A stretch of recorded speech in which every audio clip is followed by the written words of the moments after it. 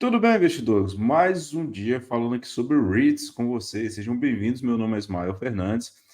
Hoje nós vamos falar sobre os REITs decolando, né? Você está pronto? Antes de mais nada, não deixe de se inscrever no nosso canal, deixar o like aqui para o nosso vídeo, tá? Lembrando que hoje a gente deu um descanso um pouco para a Cidênia, né? Nossa analista ali da Central da Stock.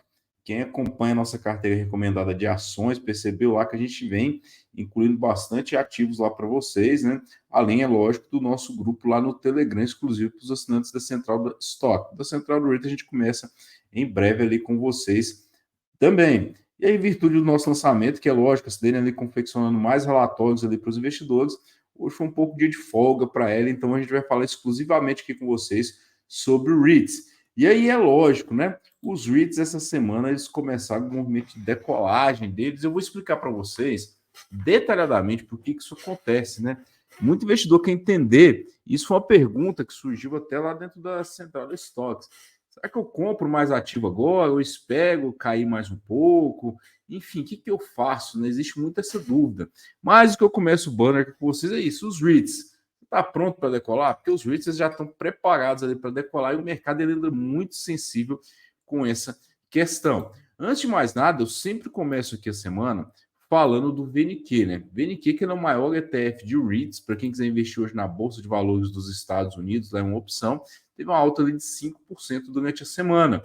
Eu sempre venho trazendo, e o meu intuito principal, ao trazer essa comparação aqui com o S&P 500, através do ETF SPY, que é o que a gente observa ali em azul, que teve uma performance de 0,83, e o QQQ, que é o ETF da Nasdaq, pesadamente em tecnologia, que pegou ali quase que no 0 a 0, né? Uma leve alta de 0,11%.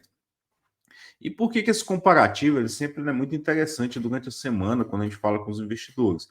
Porque às vezes os REITs sobem, mas o S&P 500 sobe na mesma proporção, enfim, a gente vê que às vezes é um movimento macro do mercado, não é algo restrito aos REITs, ou às vezes a gente vê que é um movimento do setor de tecnologia, por exemplo, e que vai influenciar alguns setores específicos de REITs. Isso é comum acontecer também. Mas nesse caso específico que nós vimos durante a semana foi um descolamento, um desprendimento aqui do VNQ com alta robusta, enquanto o resto do mercado aqui ou pegou ali dentro do positivo. A gente tem diversas razões, uma delas ali os relatórios de inflação, que eu vou comentar daqui a pouco, o arrefecimento ali na guerra do Oriente Médio também. E é lógico, o mercado no curto prazo ele vai sempre pegar essas notícias. Nós, investidores de longo prazo, com mentalidade de sócio, a gente sempre vai olhar para o longo prazo fundamentos. No vídeo de hoje eu vou falar do fundamento de diversos REITs, vamos falar ali de Alexandria, vamos falar de WP Carry, vamos falar dos REITs de escritório. Então a gente tem muito REIT bacana ali. Então, como eu falei para vocês, antes de mais nada,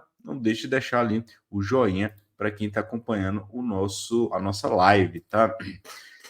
E a gente sempre fala aqui naquela máxima, né? O que mais subiu, o que mais desceu, né? A gente sempre começa com o setor que mais subiu e a gente praticamente todos os setores subiram essa semana. A gente teve só um setor que eu pego ali numa leve queda. O setor com maior alta, o setor de. Não foi o setor de outdoors, né? Vou até corrigir que foi o setor de escritório, o setor de office, né? Mas com alta robusta ali de 14,6%. Chama atenção para vocês, quando eu falo do setor de escritórios, a gente precisa analisar também os escritórios no ambiente macro que eles estão posicionados. Já fiz um artigo, mandei por e-mail de vocês. Quem não tem acesso ao nosso e-mail, baixa lá, eu vou deixar aqui na descrição do vídeo o nosso e-book. Inclusive ensina você a analisar REITs, nosso e-book.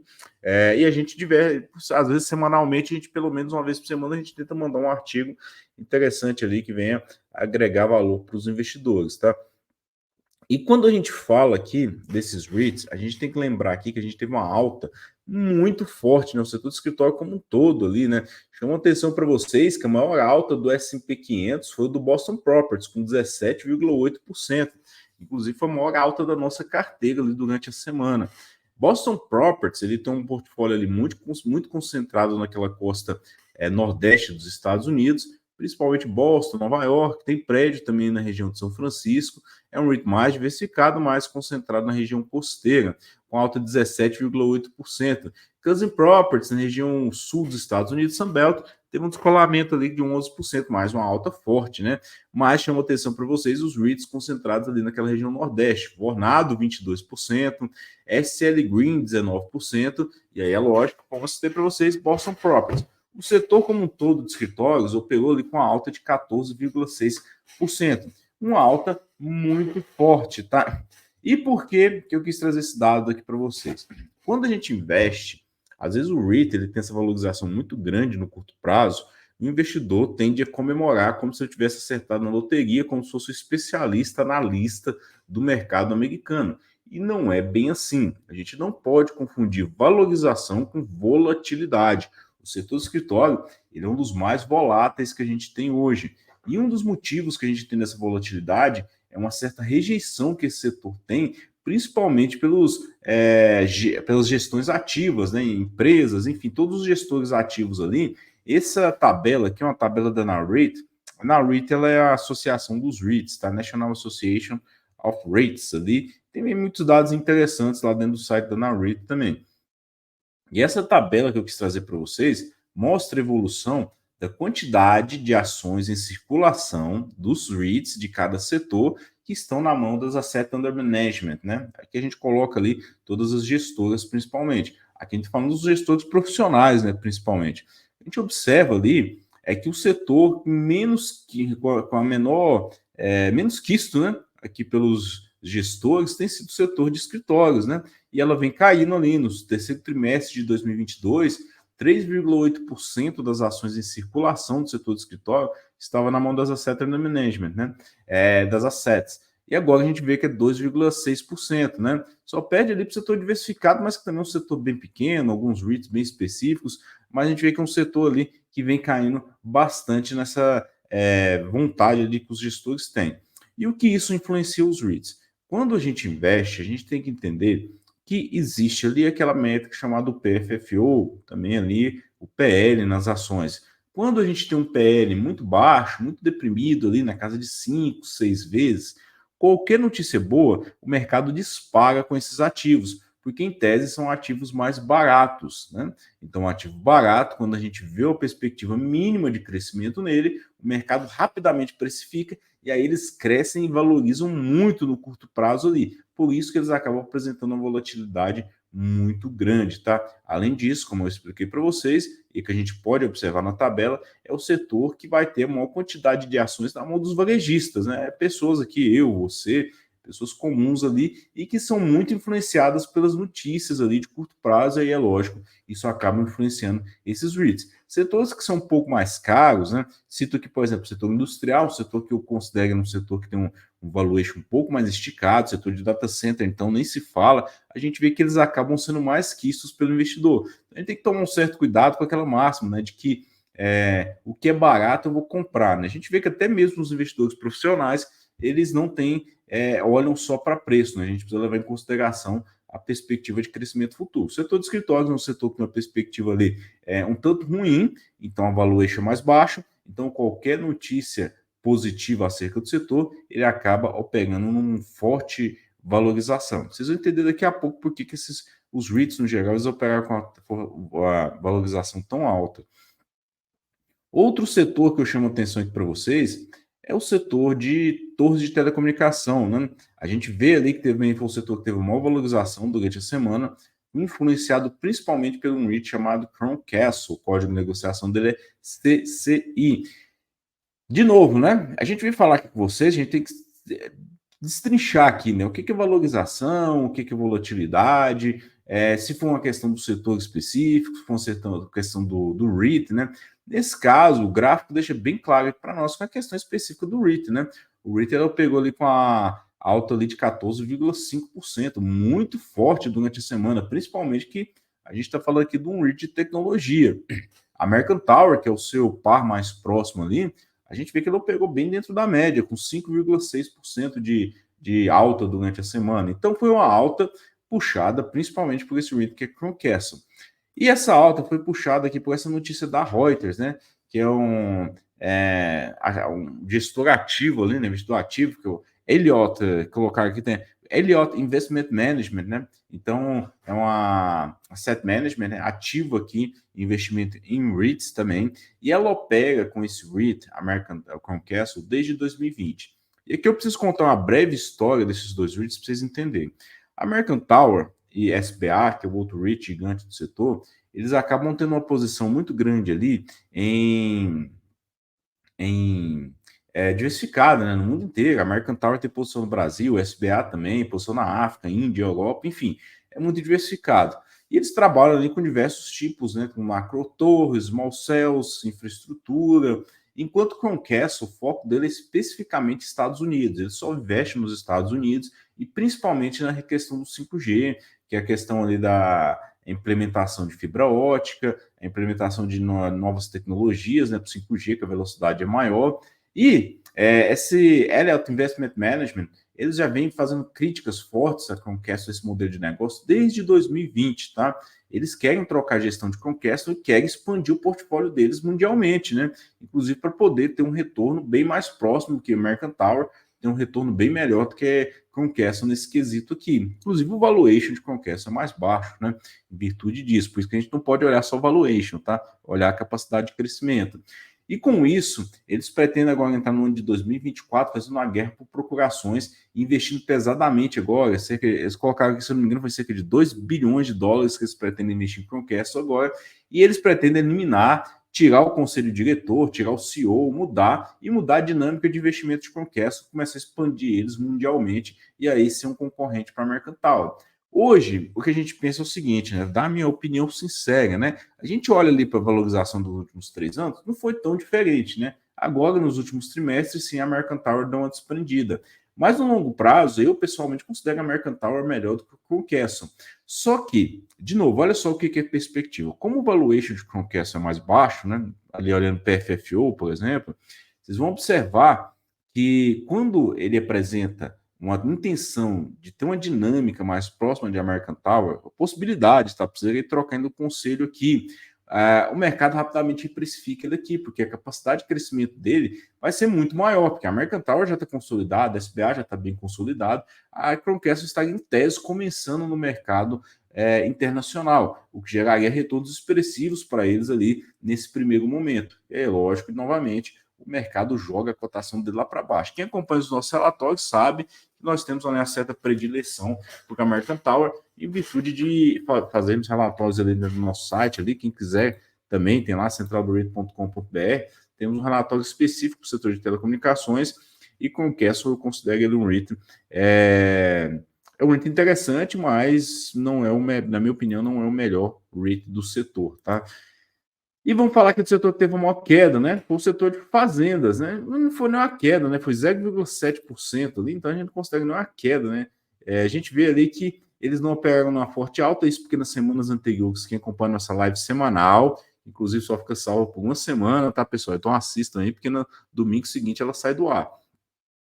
A gente vê ali que o setor de fazendas ali eu pego uma queda de 0,7%, puxado principalmente por Farmland Partners. A gente tem dois REITs nesse setor, um é o Farmland, o outro é o Gladstone Land, tá? Não foi uma queda tão expressiva, então a gente não considera nenhuma questão específica aqui do REIT, mas foi simplesmente pelas fortes altas que tiveram ali nas últimas semanas.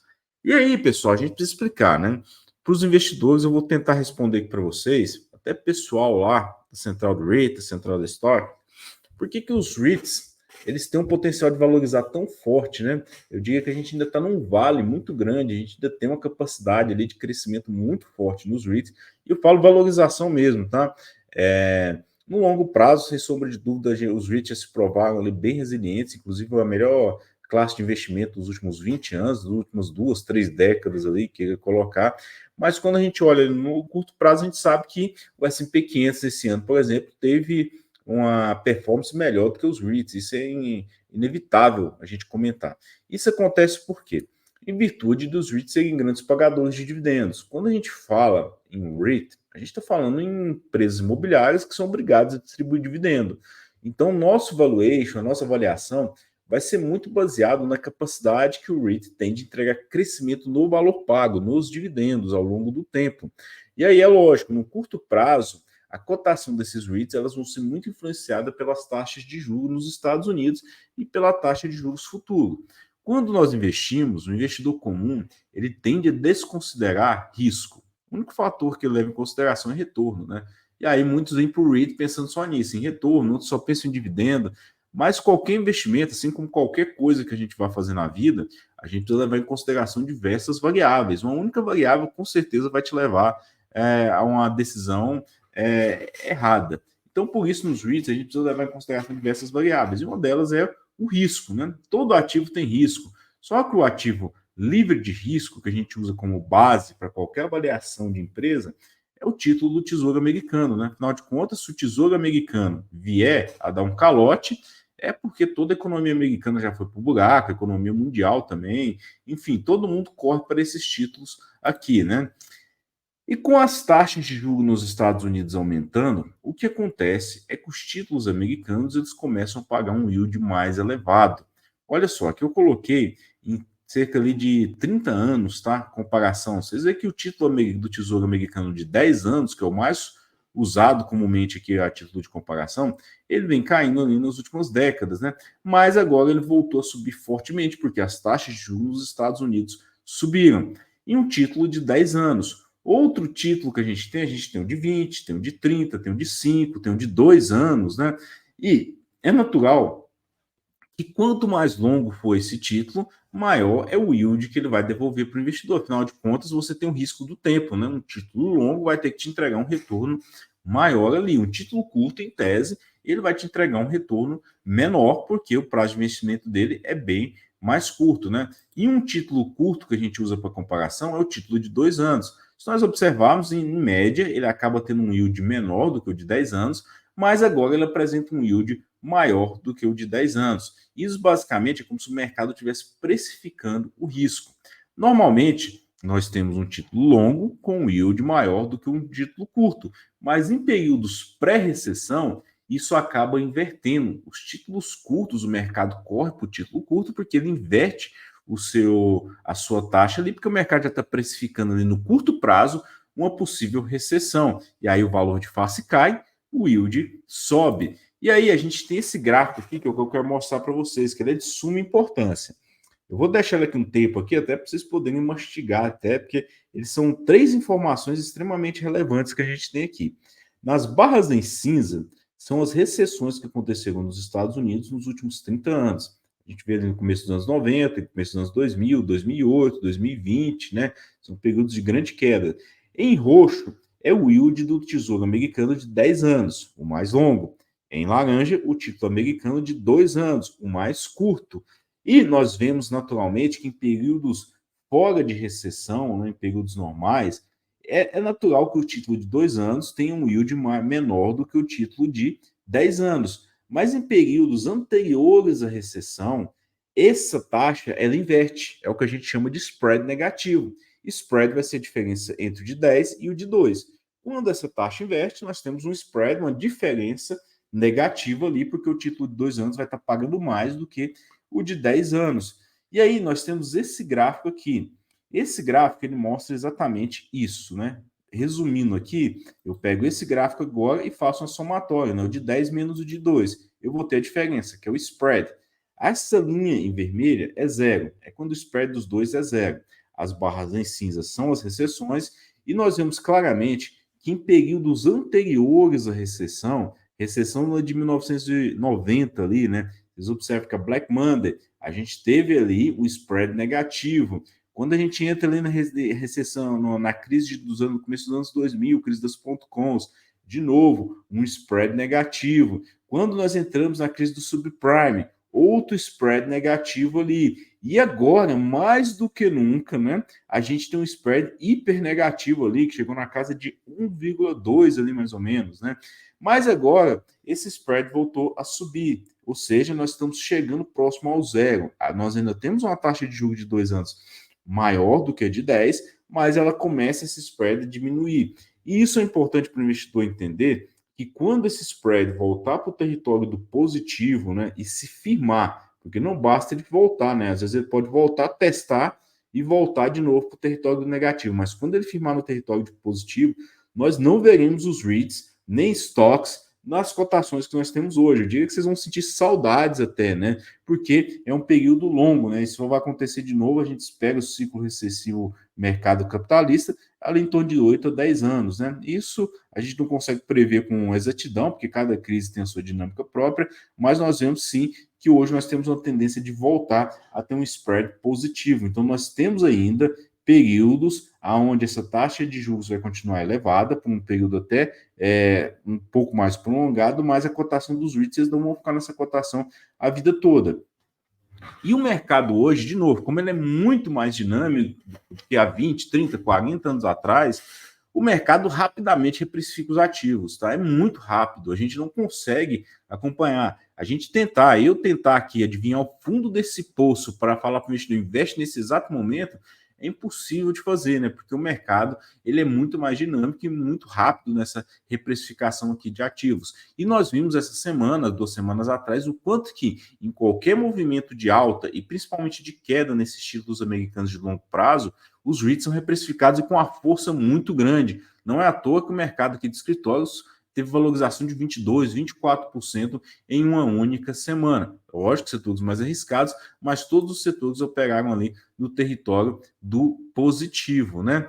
E aqui eu coloquei para vocês terem uma ideia, né? O que acontece com o VNQ e com essa taxa ali de 10 e 2 anos do spread, né? Quando ela vem caindo ali, o VNQ acaba caindo junto, né? Quando ela começa essa taxa de juros longa começa a cair, a gente vê a força que o VNQ volta.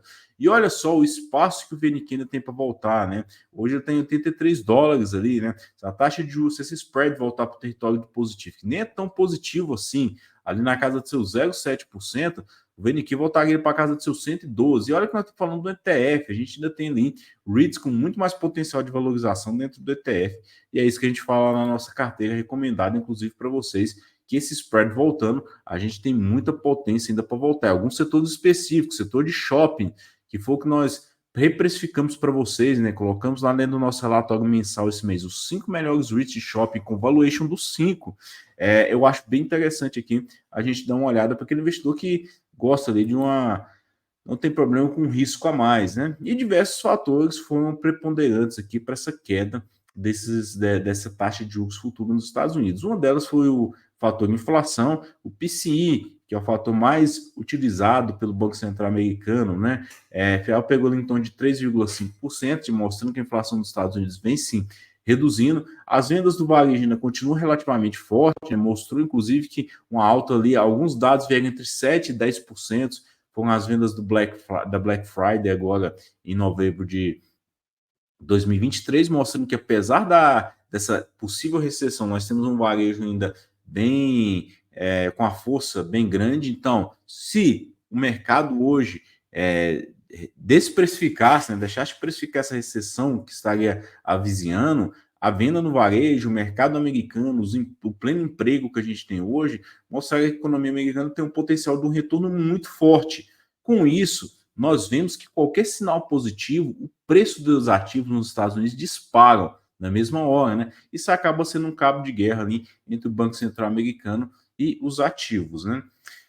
Mas vamos lá, né? Falei um pouco para vocês, vamos falar aqui de outros ativos específicos, né? Um deles é WP Carey, WP Carey é um REIT pagador de dividendo, né? Fez a cisão dos escritórios dele, fizemos também valuation lá para vocês no relatório de outubro, tem valuation de WP Carey, valor na Enilop lá. Enilop foi o REIT que surgiu, tá? É o Net Lease Office Property, surgiu dessa cisão aqui de WP Carey, e WP Carey na mesma semana despencou com uma força muito grande, mas agora a WP Carey teve uma alta de 7,7%, comentamos no Telegram o porquê dessa alta, em virtude ali de agora fazer parte do índice S&P Midcap 400 ali, né, das empresas ali que são com média capitalização, que é importante aqui para esse REIT. Eu penso até em mandar para vocês lá depois, eu tenho uma tabelinha aqui de todos os REITs que fazem parte de todos os índices, tá?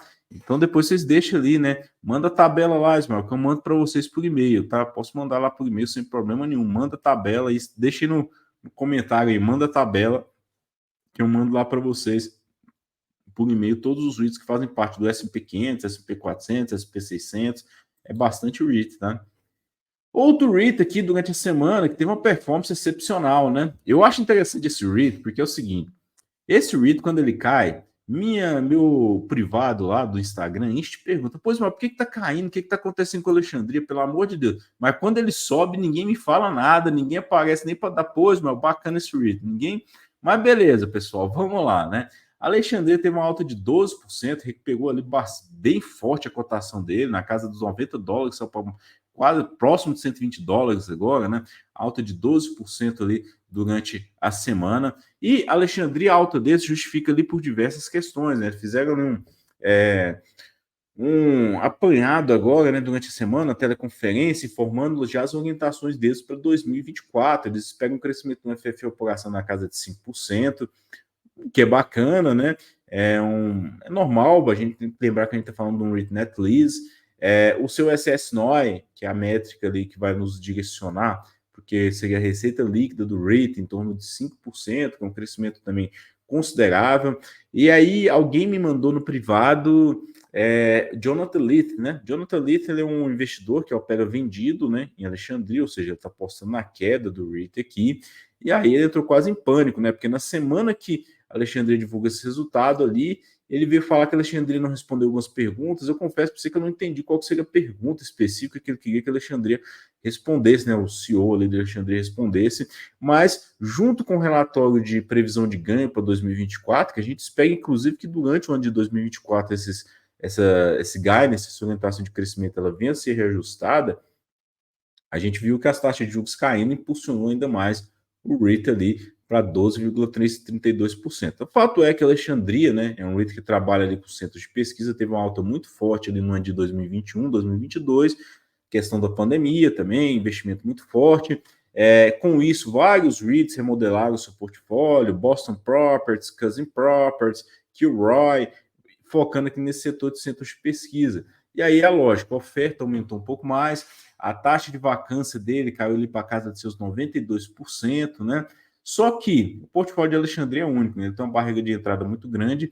E outra coisa que foi relevante na orientação dele de crescimento foi que eles esperam terminar agora o ano de 2023, começar 2024, com a taxa de ocupação ali na casa de seus 95%, maior do que a gente estava esperando ali. E com isso, é lógico, o mercado volta a reprecificar, volta a ficar feliz com o REIT se valoriza, mas, de novo, não confundo essa volatilidade aqui de curto prazo com a valorização muito forte. Os relatórios de ganho de Alexandria estão dentro do nosso padrão, a gente espera ali uma valorização mais forte dele, inclusive a gente tem ele ele é um dos REITs que a gente faz cobertura lá, recomendo que vocês leiam o relatório no nosso site, tá? centraldoreit.com.br. A gente vem terminando aqui, a nossa live hoje é mais curtinha, tá? Nem estiquei demais a live aqui, mas uma notícia importante. Quem acompanha a Central do REIT, eu já falo isso, já deve ter uns 3 anos, que uma das empresas que eu acho que seria bem interessantes e que talvez eu até incluísse ela, não no IPO em si, porque eu sou um pouco avesso a IPO, tá? Mas essa empresa chamada Lineage Logistics, tá? E eu vou explicar a tese aqui para vocês. Quem acompanha aqui também, a gente fala muito de Americold. A Americold é um REIT do setor industrial, que ele trabalha com galpões refrigerados. Esse modelo de negócio ele é muito diferente de Prologis, Rexford, Stag Industrial, né, que aluga ali galpão logísticos, que é só o espaço, né, para quem vai fazer aquela parte aí de distribuição de mercadoria. No caso de Americold, ele trabalha com galpão refrigerado, então ele vai trabalhar muito, principalmente ali no setor alimentício, né? Só que ele não só aluga esse galpão, ele faz ali uma série de, fornece uma série de serviços, como congelamento ultra rápido, né? Quem já viu lá, por exemplo, você pega um morango, por exemplo, e congela ele, você vê que depois ele não fica bacana, né? Ele fica todo, parece que destruiu o morango, o gelo, né? Isso é formação de cristal de gelo. Então, quando você tem um congelamento ultra rápido, você consegue armazenar o alimento com a qualidade melhor. Então, ele fornece esse tipo de serviço, fornece a questão de distribuição logística também, que ele pega desde o produtor que produziu o laticínio até o consumidor final, lá o supermercado. Então, é uma gama de produtos que a Americold oferece como serviços, né, diferente de um galpão convencional. Lineage Logistics é o seu principal concorrente hoje, é o maior player do mercado de galpões refrigerados, é maior, inclusive, do que a Americold. Em 2020, eles iam abrir capital, e eu já estava ali já engatilhado para acompanhar. Geralmente, quando um REIT desse, que entra no meu watchlist, ele vai abrir capital no seu IPO, eu não entro investindo nele, mas eu compro geralmente uma ação, só para deixar lá e eu lembrar que aquele REIT existe, né, na minha vida. Eu tenho vários REITs que eu só tenho uma ação que eu comprei no IPO e que eu nem considero o REIT da minha carteira, porque é uma posição muito pequena às vezes, né, então não faz sentido eu nem falar que eu tenho ou que eu estou recomendando ele. Mais um que talvez eu compre uma ação no IPO dele é a Lineage Logistics. E para vocês entenderem, isso aqui é uma tabela que tem lá na apresentação do investidor de Americold. A Americold hoje ele é o segundo maior player do mercado de galpões refrigerados dos Estados Unidos. Eu ainda não sei se a Lineage Logistics vai abrir, fazer o seu IPO como um REIT. Eu acredito que sim, né? Até porque o REIT tem uma vantagem muito grande que é não paga imposto. Então, eu acredito que seja essa uma das principais funções. Quando a Maricold fez o seu IPO lá em 2018, ele tinha um market share bem pequeno, tá? Girava em torno de 7 a 9%, mas ele já era um player grande no mercado, mas estava muito distante ainda de Lineage. E o que acontece? A gente tem que lembrar que uma empresa de capital privado, ela vai ter a principal forma dela de crescer é dívida, tá? Então ela não consegue crescer com emissão de ações, ela pode até chamar sócios, né? Mas capital privado ali para se associar, mas geralmente o mais comum é dívida, né? E ela não tem acesso ao capital de ações, né? Que é você poder emitir ações ali a qualquer momento, a cotação estiver vantajosa, você emite ações e cresce, né? E com isso, a Maricold, a partir de 2020, ela cresceu muito ali a quantidade de ativos sob gestão que ela tinha, ativos, né, que ela possuía, em virtude desse modelo aqui de fazer a série de emissão de ações. Inclusive, cresceu muito, só que não cresceu tanto para o investidor. Por isso que eu tenho um certo cuidado com a IPO por causa disso, né? Às vezes emite muita ação, cresce muito o REIT, mas ele não cresce tanto para o investidor. Mas a Maricold, pelo fato dele estar no mercado ainda, que ele está disputando espaço, e é lógico, já ganhou muito market share, perto do que ele tinha ali em 2019, 2018, ele já cresceu, mas cresceu absurdamente, tá? Muito em função dessas emissões de ações ali. Então ele está no mercado em que ele está se consolidando para competir diretamente com o Lineage. Tanto é que se a gente observa do terceiro para baixo ali, a porcentagem que possui ali de market share no mercado é muito pequena, é quase insignificante. Chegando ali o US Cold Storage, as outras ali é quase insignificante. A gente diria que não é nem concorrente desses dois grandes players. E quando a gente olha em âmbito mundial, então, a Maricold ganhou uma proporção muito grande. Hoje ela tem ali 1.400.000 metros cúbicos, né, de pés quadrados ali, 243 galpões logísticos, cresceu muito em outros países, tem posição na Argentina, cresceu muito na Europa também. Quando ela abriu capital, sua posição fora dos Estados Unidos era só Argentina e Nova Zelândia. Então, isso oferece uma vantagem muito grande para a Maricold, que é o mercado de capital aberto.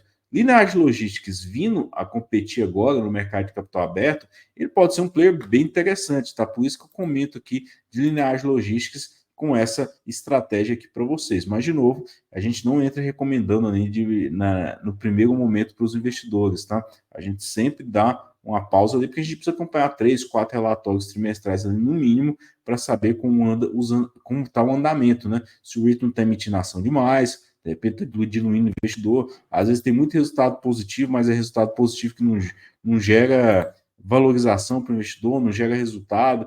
Por isso que eu sou um pouco cauteloso aqui com esses REITs quando estão abrindo capital ainda, tá, investidores? Hoje a nossa live ela foi um pouquinho mais curta aqui para vocês, porque faltou, lógico, a presença aqui da Sidênia. A Sidênia que a gente fez o lançamento da nossa carteira recomendada de ações, central do REIT, né? Então, quem quiser acompanhar o perfil dela, central do estoque, quem quiser a nossa carteira recomendada, central do REIT.com.br, vale lembrar vocês que esse mês de dezembro é o último do preço atual da carteira de REITs, tá? Ela vai ser reajustada a partir do dia 1º de janeiro, e lá em janeiro a gente começa também o nosso Telegram de REITs, onde eu vou poder ter um contato mais direto ali com vocês, tá? Espero que vocês tenham gostado da nossa live também. Baixem o nosso e-book, que a gente deixou na descrição do vídeo aqui. Vai ser um prazer acompanhar vocês de perto, tá, pessoal? Lembrando que essas lives ficam salvas somente por uma semana. Vejo vocês semana que vem. Um abraço.